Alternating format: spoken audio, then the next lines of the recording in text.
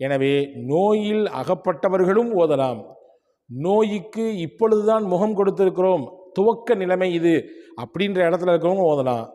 இளமையில் இருக்கக்கூடியவங்க, நோயெல்லாம் பெருசாக எனக்கு எதுவும் இல்லை, அல்ஹம்துலில்லாஹ் அல்லாஹ் நல்லா வச்சுருக்கான் அப்படின்ற நிலைமை இருக்கிறவங்களும் முன்கூட்டியே முன்னெச்சரிக்கையாக அல்லாஹ்விடத்திலே ஆரோக்கியத்தை வேண்டி இந்த துவா ஓதலாம். 3 தடவை ஓத வேண்டும். காலையில் 3 தடவை, மாலையில் 3 தடவை. ஸல்லல்லாஹு அலைஹி வஸல்லம் ஓதியிருக்காங்க. என்ன துவா அது? டிஸ்கிரிப்ஷன்லையும் கொடுக்குறோம், வாய்ப்பு இருந்தால் ஸ்க்ரீனிலும் உங்களுக்கு அந்த துவாவை தருகிறோம். அல்லாஹும்ம ஆஃபினி ஃபீ பதனி, அல்லாஹும்ம ஆஃபினி ஃபீ சம்இ, அல்லாஹும்ம ஆஃபினி ஃபீ பஸரி, லா இலாஹ இல்லா அன்த. ரொம்ப அழகான துவா. அஸ்ஸலாமு அலைக்கும் வரஹ்மத்துல்லாஹி வபரகாத்துஹு. அன்புக்குரிய சகோதர சகோதரிகளே, இன்றைய காலகட்டத்திலே நாம் எல்லாரும் தேடக்கூடிய ஒரு அதிமுக்கியத்துவம் வாய்ந்த விஷயம் என்று ஒன்று இருக்குமேயானால் அது ஆரோக்கியமான வாழ்க்கை தான். நோய் நொடிகள் இல்லாமல், மருத்துவமனையினுடைய அதிகபட்சமான செலவுகள் இல்லாமல், படுத்த படுக்கையில் ஆகிவிடாமல், உடலினுடைய உள் உபாதைகளினால், உடலினுடைய உள் உறுப்புகளுடைய செயல்பாடுகளினால், அதனுடைய இயக்கத்தில் ஏற்பட்ட தடையினால் ஏற்பட்ட உபாதைகள், பிரச்சனைகள், இந்த மாதிரியான அடுக்கிக் கொண்டே போகலாம். எக்கச்சக்கமான நோய்களோடும் பிரச்சனைகளோடும் உடல் ஆரோக்கிய கேடோடும் இன்றைக்கு நிறைய மனிதர்கள் தவித்து கொண்டிருக்கக்கூடிய சூழலை நம்மால் பார்க்க முடிகிறது. அப்போ ஆரோக்கியம் இன்றைக்கி எல்லாத்துக்கும் தேவை. எல்லாரும் துவா செய்ய சொல்கிறார்கள், ஆரோக்கியத்துக்காண்டி துவா செய்யுங்க, இந்தந்த மாதிரி நோய் இருக்குது, இந்த மாதிரி கஷ்டத்தில் இருக்கேன், என் மருத்துவ செலவு இவ்வளோ இருக்குது என்றெல்லாம் நான் சில விஷயங்களை கேள்விப்படுகிறேன்.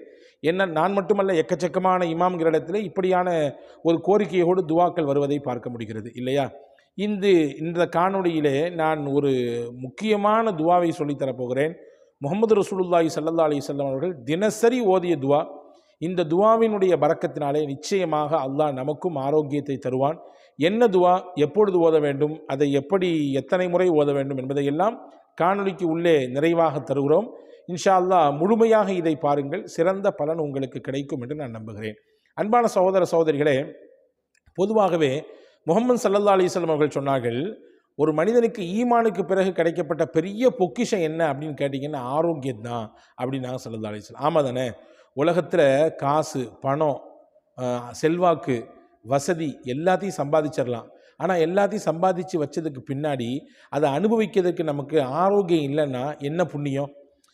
எல்லாம் இருக்குது ஆனால் எதையுமே தொட்டு பார்க்கக்கூடாது, எல்லாம் இருக்குது ஆனால் எதுக்கு பக்கத்துலேயும் போகக்கூடாது, எல்லாம் இருக்குது அதை நீங்கள் மோந்து கூட பார்க்கக்கூடாதுங்க அப்படின்ற ஒரு நிலையில் நம்முடைய உடல் கண்டிஷன் இருந்துச்சுன்னா எல்லாம் இருந்து என்ன புண்ணியம் இல்லையா? அப்போ அன்பான சகோதரர்களை, நிறைய நபர்களுக்கு ஆரோக்கியத்தை பற்றி உண்டான ஒரு அவேர்னஸே இல்லை. சொல்லப்போனால் அந்த ஆரோக்கியத்தை இழந்ததற்கு பிறகு தான், ஆஹா இப்படி செஞ்சிட்டோமே, இந்த மாதிரிலாம் செய்யக்கூடாதுன்னு சொன்னாங்களே செஞ்சிட்டோமே, இப்போ தவிச்சிக்கிட்டு இருக்கிறோமே அப்படின்ற மாதிரியான ஒரு நிலைப்பாட்டுக்கு வர்றாங்க.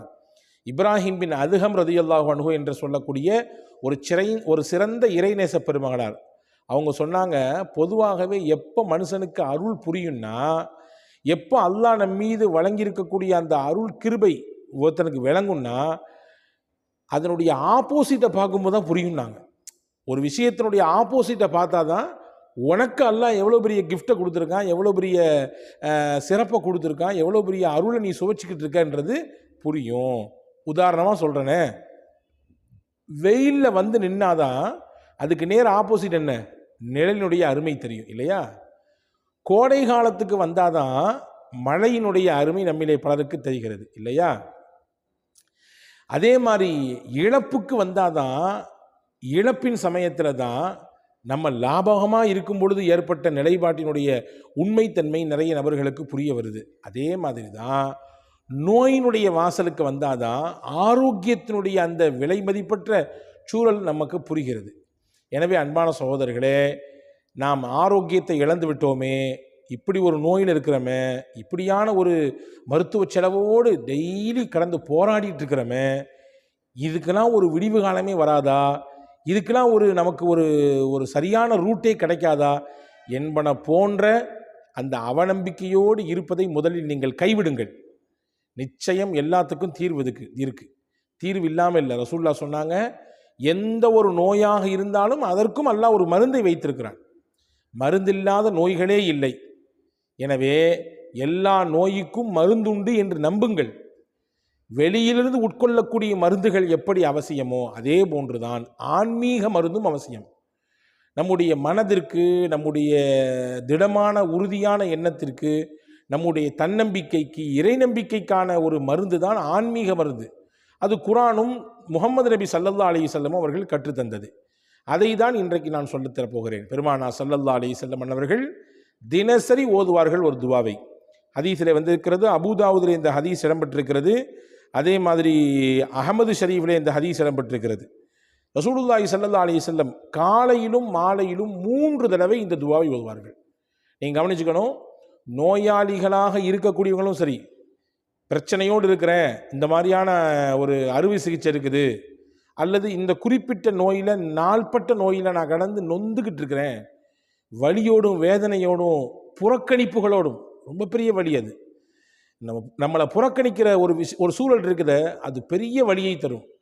இப்படி பல புறக்கணிப்புகளையும் வலிகளையும் வேதனைகளையும் இந்த வாழ்க்கையில் நான் சந்திச்சுக்கிட்டு இருக்கிறேன்.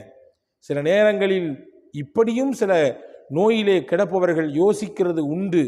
ஆனால் அந்த யோசனை சரியானதுன்னு நான் சொல்ல மாட்டேன். இப்படி கடந்து தொலைகிறதுக்கு போய் சேர்ந்துடலாமே, மொத்தமாக அல்லாட்ட போய் சேர்ந்துடலாமேன்னா நினைக்கிறது உண்டு. ஆனால் அப்படி நினைக்கக்கூடாது. அதை நான் ஆதரிக்கவில்லை. அல்லாவிடத்திலே ஆரோக்கியத்தை கேட்க வேண்டும், அல்லாவிடத்திலே நிவாரணத்தை வேண்ட வேண்டும், அல்லாவிடத்திலே இந்த நோய்க்கான தீர்வை தா அல்லாஹ் என்று கேட்க வேண்டும், அல்லாவிடத்திலே ஷிஃபாவை கேட்க வேண்டும். அதுதான் நமக்கு மார்க்கம் கற்றுத்தந்திருக்கிறது. நிச்சயமாக நாம் தொடர்ச்சியாக கேட்கும் பொழுது நிச்சயம் அல்லாஹ் தருவான். அதில் நம்பிக்கை இழக்கக்கூடாது. அப்போ ரசூலுல்லாஹ் ஒவ்வொரு நாளும் 3 தடவை ஓதுவார்கள். காலையிலே 3 தடவை, மாலையிலே 3 தடவை. என்ன, யாரெல்லாம் ஓதலாம்? இதை ஆரோக்கியமாக இருக்கிறவங்களும் ஓதலாம். நோயினுடைய வாசலுக்கு வந்துட்டோம், இன்றைக்கி தான் எல்லா ஊடுகள்லையும் எல்லார்ட்டையும் ஃப்ரீயாக வந்து இருக்கிற மாதிரி, பாக்கெட்டில் இருக்கிற மாதிரி சர்க்கரை நோய் வந்து இருக்குதே இல்லையா? எத்தனை நபர்களுக்கு அவதிப்பட்டு கொண்டிருக்கிறார்கள். அதே மாதிரி தொடர் சிகிச்சைகள், சில நபர்கள் இப்படியான கஷ்டத்தில் இருக்கிறாங்க, டயாலிசிஸ் போன்ற தொடர் சிகிச்சையில் இருக்கிறாங்க. சில சகோதரர்கள் கேன்சர் போன்ற நோய்களுக்கு தொடர் சிகிச்சையில் இருக்கிறாங்க. சில சகோதரர்கள் இன்னும் சில சொல்ல முடியாத நோய்களுக்கு சிக்கி தவித்து அதனுடைய தொடர் மருத்துவத்தில் இருக்காங்க. மருத்துவம் செய்வது நம்முடைய பொறுப்பு, நம்ம செய்ய வேண்டிய விஷயம். அதே நேரத்தில் வல்ல அல்லாவிடத்தில் துஆ செய்வது நம்முடைய கடமை. எனவே நோயில் அகப்பட்டவர்களும் ஓதலாம். நோய்க்கு இப்பொழுதுதான் முகம் கொடுத்திருக்கிறோம், துவக்க நிலைமை இது அப்படின்ற இடத்துல இருக்கிறவங்க ஓதலாம். இளமையில் இருக்கக்கூடியவங்க, நோயெல்லாம் பெருசாக எனக்கு எதுவும் இல்லை, அல்ஹம்துலில்லாஹ் அல்லாஹ் நல்லா வச்சுருக்கான் அப்படின்ற நிலைமை இருக்கிறவங்களும் முன்கூட்டியே முன்னெச்சரிக்கையாக அல்லாவிடத்திலே ஆரோக்கியத்தை வேண்டி இந்த துவா ஓதலாம். 3 தடவை ஓத வேண்டும். காலையில் 3 தடவை, மாலையில் 3 தடவை. ஸல்லல்லாஹு அலைஹி வஸல்லம் ஓதிருக்காங்க. என்ன துவா அது? டிஸ்கிரிப்ஷன்லையும் கொடுக்குறோம், வாய்ப்பு இருந்தால் ஸ்க்ரீனிலும் உங்களுக்கு அந்த துவாவை தருகிறோம்.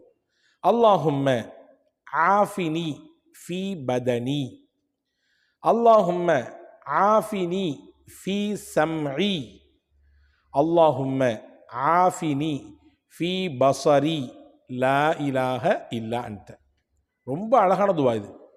யா அல்லாஹ், என்னுடைய உடலுக்கு நீ ஆரோக்கியத்தை கொடு.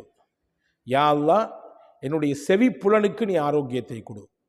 யா அல்லாஹ், என் பார்வை திறனுக்கு நீ ஆரோக்கியத்தை கொடு. உடல் என்று சொல்றாலே எல்லா மொத்த அவயங்களும் உள்ள அடங்கிடும்.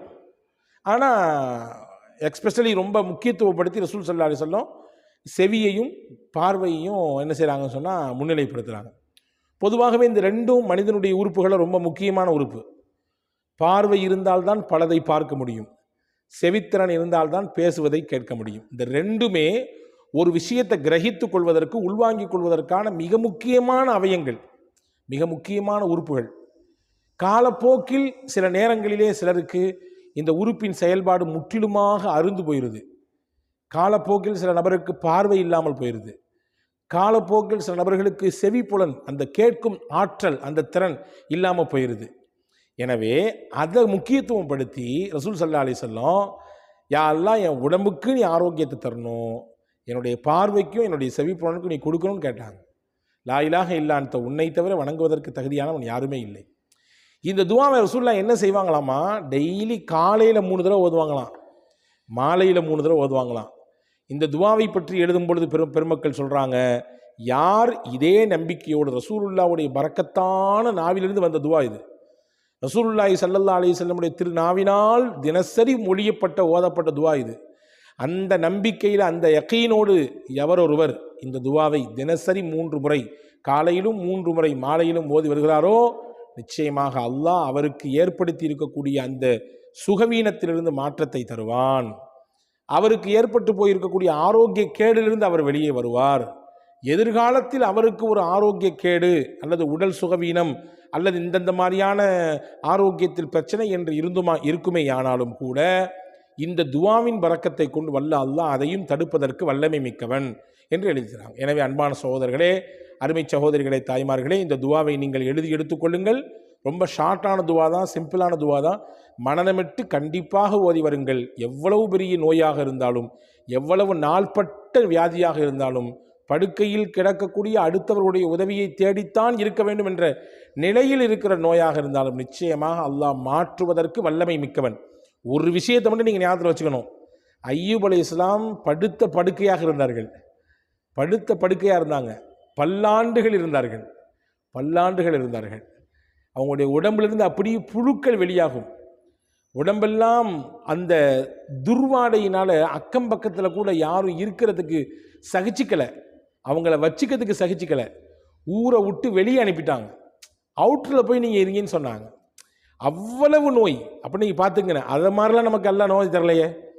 ஊரை விட்டு ஒதுக்கி வைக்கிற அளவுக்கு, வீட்டை விட்டு வெளியே போங்கடா, உங்கள் கூட நாங்கள் யாருமே குடும்பம் நடத்த மாட்டோம் சொல்லி மனைவிமார்கள்லாம் கூட ஓடிட்டாங்க, ரஹீம் மாமாவை தவிர. சொந்த பந்தம் யாரும் பக்கத்தில் வரல. அந்த மாதிரியான நோயெல்லாம் நமக்கு இல்லையே.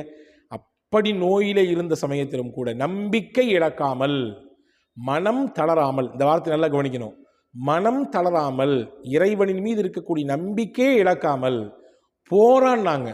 வாழ்க்கைனா போராடணுங்க. போராடி இருந்தால்தான் நம்மிடத்தில் இருக்கக்கூடிய அந்த எதிர்ப்பு சக்தி அணு இருக்குதுல்ல, அது வீரியம் பெறும். எப்போ ஒருத்தருக்கு போராட்ட குணம் இல்லையோ அவர்கிட்ட இருக்கக்கூடிய அந்த எதிர்ப்பு சக்தி ஆற்றல் இருக்க குறைஞ்சு போயிடும். போராடணும், எல்லாத்தோடும் போராடணும். போராடத்தான் நம்முடைய இரத்தத்தில் இருக்கக்கூடிய அந்த சிகப்பணுக்களுடைய ஆற்றல் பெருகும் இல்லையா?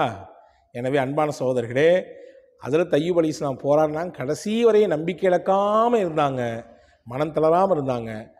அவ்வளவு பெரிய நோய் எந்த மருத்துவத்துக்கும் போல. தண்ணி எடுத்து குடிங்கன்னா இல்லை, அந்த தண்ணி எடுத்து தலையில் ஊற்றிக்கிங்கன்னா முடிஞ்சு போச்சு, எல்லா நோயும் முடிஞ்சு போச்சு. உள்ள தண்ணீரை கொடுத்தாங்க, உள்ளே இருந்த எல்லா நோய்க்கும் உள் உறுப்புகள் எல்லாம் கொஞ்சம் அப்படி இப்படி இருந்துச்சு. இந்த தண்ணி போச்சு, எல்லாம் கிளியர் ஆகிடுச்சு. தண்ணி எடுத்து தலையில் ஊற்றுங்கன்னா இல்லை, தலையில் ஊற்றிக்கிட்டாங்க. வெளி உறுப்புகளில் இருந்த எல்லா நோயும் நல்லா போச்சு. அல்லாஹ் நாடினால் தண்ணீரை கொண்டு மொத்த நோயையும் ஒன்றும் இல்லாமல் ஆக்கி விடுவான் என்பதற்கு அய்யூப் அலைஹிஸ்ஸலாம் மிகப்பெரிய சான்று. எனவே நம்பிக்கை இழக்கக்கூடாது, மனம் தளரக்கூடாது. நோயாளிகளுக்கு நம்ம சொல்லிக்கிட்டே இருக்க வேண்டிய விஷயம் தான். ஏன்னா நோய் வாய்ப்பட சமயத்தில் அதுதான் இழந்துருவாங்க, அதுதான் அவங்கள்ட்டேருந்து போயிடும். ஏன்னா யாருமே கண்டுக்கிறது இல்லையே, யாருமே பார்க்கறது இல்லையே, யாருமே வர்றது இல்லையே, யாருமே நம்ம கூட பேசுறது இல்லையே, நம்ம படுத்து கிடக்கிறோமே, நம்ம பெட்டில் ஆயிட்டோமே. எல்லாரும் நம்ம நல்லா இருக்கும்போது வந்து பேசினாங்க, வந்து கூப்பிட்டாங்க, வந்து பார்த்தாங்க, 4 இடத்துக்கு நம்ம கூட்டு போனாங்க. இப்போ யாருமே வந்து பார்க்கறது இல்லையே, யாருமே நம்ம பேசுறது இல்லையே அப்படின்ற ஒரு எண்ணப்பாடு அவங்க ஒரு குறிப்பிட்ட தடவை அதை திரும்ப யோசித்து தங்களுக்கு தாங்களே தாழ்வு மனப்பான்மை கொள்ளக்கூடிய சூழலுக்கு தள்ளப்படுறாங்க. ஒரு பொழுது இழக்க வேண்டாம். யார் பார்த்தாலும் பார்க்காட்டியும், யார் பேசினாலும் பேசாட்டியும், நான் என்னை படைச்ச ரப்பிட்ட பேசிகிட்டே இருப்பேன். அவன் என்னை பார்த்துக்கிட்டே இருக்கான், நிச்சயம் என்னை கைவிட மாட்டான். மனம் தளராமல் இருங்கள். இது நான் உங்களுக்கு சொல்வதனுடையாக எனக்குமே சொல்லிக் கொள்கிறேன். நாளைக்கு எனக்கும் ஒரு நோய் என்றால் நானும் இந்த எண்ணத்தோடு தான் இருக்க வேண்டும். மனம் தளராமல் போராட வேண்டும். இந்த துவாவை ஓதுங்கள். நிச்சயம் வல்ல அல்லாஹ் நிச்சயமாக அதிலிருந்து வெளியே வருவதற்கான வாய்ப்பை தருவான். வல்ல அல்லாஹ் உங்களுக்கும் எனக்கும் சிந்திக்கக்கூடிய, அதன்படி தொடர்ந்து செயலாற்றக்கூடிய நல்ல தௌஃபீக்கை, நாயகத்தின் வழியிலே நிலைத்து வாழக்கூடிய நல்ல வாய்ப்பை அல்லாஹ் உங்களுக்கும் எனக்கும் எல்லா மக்களுக்கும் வழங்குவானாக. ஆமீன். வஸ்ஸலாம்.